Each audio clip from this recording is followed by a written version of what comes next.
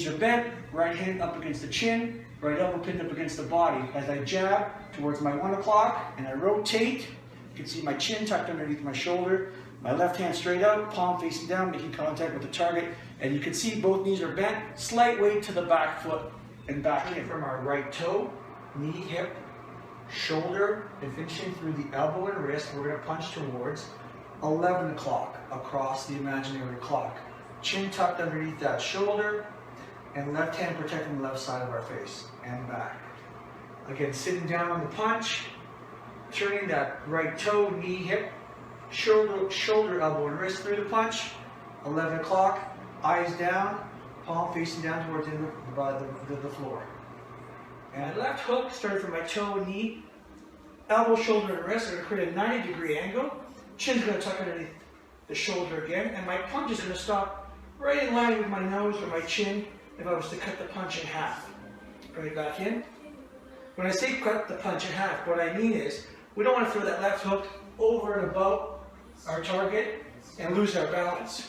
We want to sit down on the jab. We want to sit down on the right hand. And at the same time, we want to sit down on our left hook. Let our body weight turn, knee, hip, shoulder, and our fist turn into the punch, transferring that body weight back to the back foot.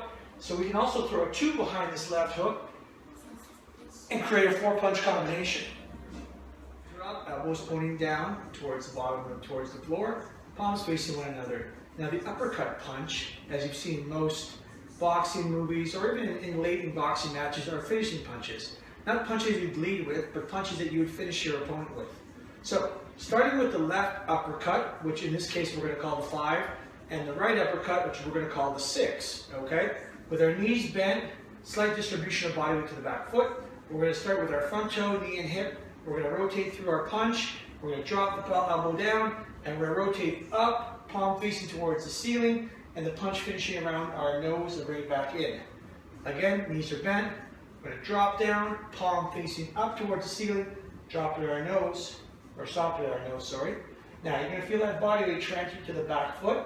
When we pull that 5 back down to where it began, the 6, starting from the toe, knee, hip, shoulder, elbow, and wrist, we're going to rotate palm facing towards the ceiling, body transfer to the back foot, and we stop at our nose again, and then we rotate back.